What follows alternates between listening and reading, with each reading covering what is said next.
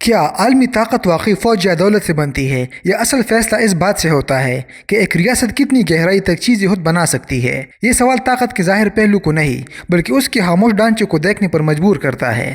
ریاستیں اکثر اپنی طاقت کو نتائج میں ناپتی ہے، مگر اصل فرق اس نظام میں بنتا ہے جہاں صنعت صرف پیداوار نہیں بلکہ صلاحیتوں کا ایک جال بن جاتی ہے۔ صنعتی گہرائی وہ مرحلہ ہے جہاں معیشت صرف اشیاء نہیں بناتی بلکہ نئی صنعتیں پیدا کرنے کی صلاحیت بھی حاصل کر لیتی ہے، اور یہی صلاحیت وقت کے ساتھ طاقت کا مستقل ذریعہ بن جاتی ہے۔ صنعتی گہرائی ریاستی اختیار کو کیسے خاموشی سے بڑھاتی ہے؟ جب صنعت صرف اسمبلی لائن تک محدود رہتی ہے تو ریاست بظاہر پیداوار تو کرتی ہے، مگر در حقیقت وہ عالمی سپلائی چین کے ایک چھوٹے سے حصے سے زیادہ نہیں ہوتی۔ ایسے نظام میں اصل علم، ڈیزائن اور بنیادی ٹیکنالوجی باہر موجود رہتی ہے، اس لیے کسی بھی عالمی تبدیلی، تجارتی پابندی یا لاجسٹک رکاوٹ کے ساتھ ہی پوری صنعتی رفتار متاثر ہونے لگتی ہے۔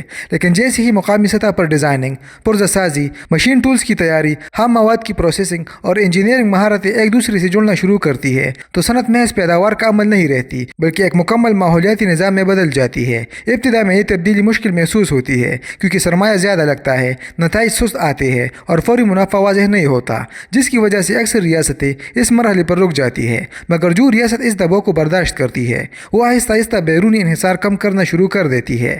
وقت کے ساتھ جب عالمی بحران، تجارتی تنازعات یا سپلائی رکاوٹیں سامنے آتی ہے تو یہی اندرونی صنعتی جال متبادل راستے پیدا کرتا ہے، پیداوار جاری رہتی ہے اور معاشی رفتار برقرار رہتی ہے۔ نتیجتاً ریاست صرف حالات کے مطابق فیصلے کرنے پر مجبور نہیں رہتی بلکہ اپنی ترجیحات اور رفتار خود طے کرنے لگتی ہے، اور اسی مقام پر طاقت رد عمل کی کیفیت سے نکل کر سمت متعین کرنے کی صلاحیت میں تبدیل ہو جاتی ہے۔ کیوں صنعتی گہرائی بحران کو خطرہ نہیں بلکہ موقع بنا دیتی ہے؟ وہ معیشتیں جن کی صنعت صرف اوپری سطح تک محدود ہوتی ہے عام حالات میں مستحکم دکھائی دیتی ہے، مگر جیسے ہی عالمی جھٹکے پیدا ہوتے ہیں، چاہے وہ تجارتی تنازع ہو، سپلائی چین میں رکاوٹ ہو یا جغرافیائی سیاسی کشیدگی، ان کی کمزوری فوری طور پر ظاہر ہونے لگتی ہے۔ اس کی بنیادی وجہ یہ ہوتی ہے کہ ان کا صنعتی نظام چند بیرونی پرزوں، محسوس درآمدی مواد یا محدود ٹیکنالوجی ذرائع پر انحصار کرتا ہے۔ اس لیے ایک چھوٹا سا خلل بھی پوری پیداوار کو روک دیتا ہے۔ فیکٹریاں موجود ہونے کے باوجود کام رک جاتا ہے کیونکہ اصل صلاحیت اندر نہیں بلکہ باہر ہوتی ہے۔ اس کے برعکس جہاں صنعتی تہہ گہری ہو وہاں پیداوار ایک جڑے ہوئے نظام کی شکل اختیار کر لیتی ہے جس میں مختلف سپلائرز، انجینئرنگ مہارتیں اور مقامی حل ایک دوسرے کو سہارا دیتے ہیں۔ ایسی صلاحیت اچانک پیدا نہیں ہوتی بلکہ دہائیوں کی مسلسل تربیت، تجربے اور صنعتی سیکھنے کے عمل سے بنتی ہے۔ جب دباؤ بڑھتا ہے تو یہی اندرونی نیٹ ورک متبادل پرزے، نئے ڈیزائن اور مقامی حل پیدا کرنا شروع کر دیتا ہے جس سے معیشت سکڑنے کے بجائے خود کو ایڈجسٹ کرتی ہے۔ نتیجتاً بحران کمزوری ظاہر کرنے کے بجائے نظام کو مزید مضبوط کرتا ہے اور ریاست آہستہ آہستہ بیرونی انحصار سے نکل کر عملی خود مختاری کی طرف بڑھنے لگتی ہے۔ صنعتی گہرائی عالمی انحصار کے توازن کو کیسے بدلتی ہے؟ ابتدائی مرحلے میں اکثر ریاستیں عالمی مارکیٹ کو اپنی ترقی کا بنیادی سہارا بناتی ہے، جہاں درآمدی ٹیکنالوجی، بیرونی سرمایہ اور تیار شدہ صنعتی ماڈلز ان کی معیشت کو چلانے میں مرکزی کردار ادا کرتے ہیں۔ اس مرحلے پر ریاست زیادہ تر صارف یا اسمبلر کی حیثیت رکھتی ہے، اس لیے عالمی قیمتوں، سپلائی اور ٹیکنالوجی تک رسائی پر ان کا انحصار برقرار رہتا ہے۔ مگر جیسے جیسے صنعتی گہرائی بڑھتی ہے اور مقامی سطح پر تحقیق، ڈیزائن، پرزہ سازی اور پیچیدہ مینوفیکچرنگ ایک دوسرے سے جڑنے لگتی ہے، ویسے ویسے طاقت کا توازن آہستہ آہستہ بدلنا شروع ہو جاتا ہے۔ یہ تبدیلی کسی ایک پالیسی یا منصوبے سے نہیں آتی بلکہ برسوں کی سرمایہ کاری، آزمائشوں اور بار بار کی ناکامیوں کے بعد تشکیل پاتی ہے، جہاں ہر نئی صنعت پچھلی صنعتوں کی مہارت اور تجربے کو مزید مضبوط بناتی ہے۔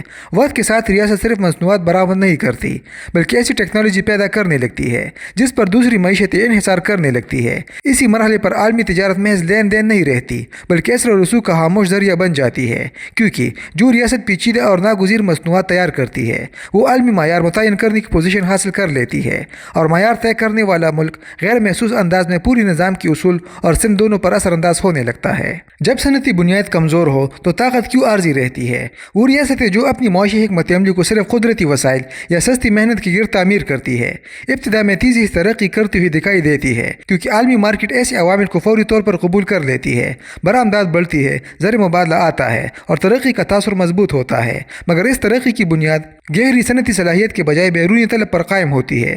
جیسے ہی عالمی قیمتوں میں اتار چڑھاؤ آتا ہے یا نئی ٹیکنالوجی پیداوار کی طریقے بدل دیتی ہے، یہ برتری آہستہ آہستہ ختم ہونے لگتی ہے کیونکہ مقامی معیشت کے اندر خود کو نئے حالات کے مطابق ڈالنے کی صلاحیت موجود نہیں ہوتی۔ مسئلہ سرمایہ کی کمی نہیں بلکہ صنعتی ارتقاء کے نظام کی عدم موجودگی ہوتا ہے، جہاں نئی صنعتیں پرانی صنعتوں سے جنم لیتی ہے۔ دباؤ بڑھنے پر ایسی ریاستیں جدید مشینری، سافٹ ویئر اور ٹیکنالوجی بیرونی ملک سے خریدنے پر مجبور ہو جاتی ہے، جس سے ترقی برقرار رکھنے کی لاگت مسلسل بڑھتی رہتی ہے۔ وقت کے ساتھ منافع کم اور انحصار زیادہ ہو جاتا ہے، اور ریاست اپنی معاشی صنعت طے کرنے کے بجائے عالمی ٹیکنالوجی فراہم کرنے والوں کے فیصلوں کے مطابق چلنے لگتی ہے، جس کے نتیجے میں طاقت آہستہ آہستہ خود مختاری سے نکل کر مستقل انحصار کی شکل اختیار کر لیتی ہے۔ صنعتی گہرائی اختراع کو قدرتی عمل کیسے بناتی ہے؟ جب مختلف صنعتی شعبے جغرافیائی اور عملی طور پر ایک دوسرے کے قریب کام کرنے لگتے ہیں تو علم کسی ایک ادارے، یونیورسٹی یا تحقیقاتی مرکز تک محدود نہیں رہتا، بلکہ روزمرہ پیداوار کے عمل میں شامل ہو جاتا ہے۔ فیکٹری فلور، سپلائی ورکشاپ اور ڈیزائن آفس آپس میں مسلسل رابطے میں رہتے ہیں، جہاں انجینئر، سپلائر اور مینوفیکچرر ایک ہی مسئلے کو مختلف تجربات اور عملی ضروریات کے مطابق حل کرنے کی کوشش کرتے ہیں۔ اس تعامل کے دوران سیکھنے کا عمل رسمی تربیت کے بجائے عملی تجربے سے آگے بڑھتا ہے اور چھوٹی بہتری وقت کے ساتھ بڑی تکنیکی صلاحیت میں بدلنے لگتی ہے۔ ابتدا میں یہ نظام غیر منظم اور سست محسوس ہوتا ہے، کیونکہ نتائج کسی ایک بڑے منصوبے کی شکل میں نظر نہیں آتے، مگر در حقیقت یہی مسلسل تجربہ صنعتی یادداشت پیدا کر رہا ہوتا ہے۔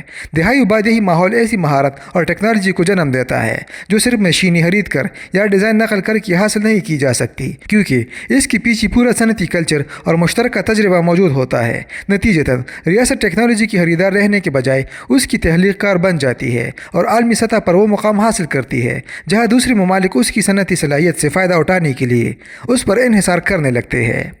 صنعتی گہرائی فوجی اور اسٹریٹجک طاقت کو غیر محسوس طریقے سے کیسے بدلتی ہے؟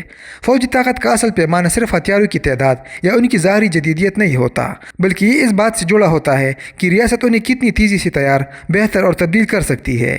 جب کسی ملک کی صنعتی بنیاد وسیع اور گہری ہو تو دفاعی شعبہ الگ نظام کے طور پر نہیں چلتا، بلکہ شہری صنعت، انجینئرنگ مہارت اور مینوفیکچرنگ نیٹ ورک سے مسلسل توانائی حاصل کرتا رہتا ہے۔ اسی عمل کے ذریعے نئی ٹیکنالوجی آہستہ آہستہ دفاعی نظام میں شامل ہوتی رہتی ہے، پرزوں کی فراہمی مقامی سطح پر ممکن ہوتی ہے اور اپ گریڈ کا عمل بیرونی اجازت کا محتاج نہیں رہتا۔ ابتدا میں یہ تعلق نمایاں نظر نہیں آتا، مگر وقت کے ساتھ یہی صنعتی ہم آہنگی فوجی صلاحیت کو مسلسل ارتقاء میں رکھتی ہے۔ اس کے برعکس اگر صنعتی بنیاد کمزور ہو تو جدید ہتھیار خریدنا تو ممکن ہوتا ہے، مگر ان کی مرمت، اپ گریڈ اور طویل مدتی دیکھ بھال مشکل بن جاتی ہے، کیونکہ اہم پرزے اور تکنیکی مہارت بیرونی ملک موجود ہوتی ہے۔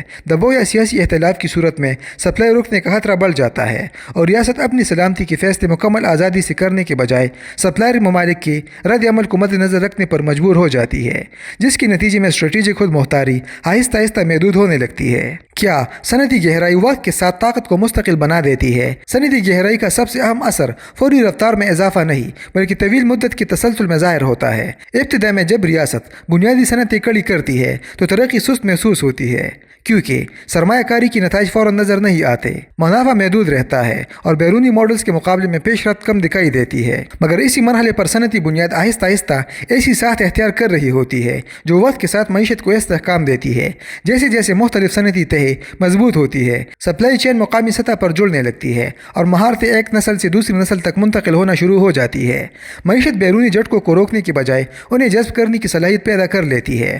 بحران ترقی کو روکنے کے بجائے نئے حل تلاش کرنے کا عمل تیز کر دیتا ہے۔ نئی نسلیں صفر سے آغاز نہیں کرتی بلکہ پہلے سے موجود صنعتی تجربے پر مزید پیچیدہ صنعتی تعمیر کرتی ہے، جس سے ترقی کسی ایک منصوبے، پالیسی یا قیادت کی کامیابی تک محدود نہیں رہتی۔ وقت کے ساتھ طاقت شخصیات یا وقتی فیصلوں سے نکل کر نظام کی مستقل خصوصیت بن جاتی ہے، اور یہی وہ مرحلہ ہوتا ہے جہاں ریاست عارضی معاشی کامیابی سے آگے بڑھ کر مستقل عالمی اثر و رسوخ رکھنے والی قوت میں تبدیل ہونے لگتی ہے۔ اب نتیجہ سمجھتے ہیں۔ طویل مدت میں عالمی طاقت کا فیصلہ شور، بیانات یا وقتی کامیابی سے نہیں ہوتا، بلکہ اس خاموش صلاحیت سے ہوتا ہے جو مسلسل صنعت کی گہرائی میں پروان چلتی رہتی ہے۔ ابتدا میں یہ عمل سست اور غیر نمایاں محسوس ہوتا ہے کیونکہ اس کے نتائج فوری طور پر نظر نہیں آتے، مگر حقیقت میں یہی خاموش سرمایہ کاری مستقبل کی طاقت کی بنیاد رکھتی ہے۔ جب ایک ریاست صرف اشیاء تیار کرنے تک محدود نہیں رہتی بلکہ ایسی مہارتیں، ادارے اور ٹیکنالوجی پیدا کرتی ہے جو نئے پیداوار کو جنم دے سکے تو معیشت ایک نئے مرحلے میں داخل ہو جاتی ہے۔ اس مرحلے پر ریاست محض عالمی منڈی کے حالات پر رد عمل نہیں دیتی بلکہ خود ان حالات کو متاثر کرنا شروع کر دیتی ہے۔ صنعتی گہرائی سپلائی چینز کو مضبوط بناتی ہے، مقامی مہارت کو بڑھاتی ہے اور بحران کے وقت معیشت کو ٹوٹنے کے بجائے خود کو دوبارہ منظم کرنے کی صلاحیت دیتی ہے۔ یہی وجہ ہے کہ بعض ممالک معاشی جھٹکوں کے باوجود تیزی سے سنبھل جاتے ہیں، جبکہ دیگر ریاستیں معمولی دباؤ میں بھی عدم استحکام کا شکار ہو جاتی ہے۔ وقت کے ساتھ صنعتی تہے ایک دوسرے پر تعمیر ہوتی جاتی ہے۔ نئی نسل پرانی صنعتوں کے تجربے سے فائدہ اٹھا کر مزید پیچیدہ اور جدید شعبے قائم کرتی ہے، جس سے ترقی کسی ایک پالیسی یا قیادت کی محتاج نہیں رہتی بلکہ ایک مستقل نظام کی شکل اختیار کر لیتی ہے۔ دہائی بعد یہی صنعتی گہرائی عالمی نظام میں ریاست کی اصل حیثیت متعین کرتی ہے، جہاں طاقت بلند آواز میں نظر نہیں آتی مگر عالمی فیصلوں کی سمت خاموشی سے طے کر رہی ہوتی ہے۔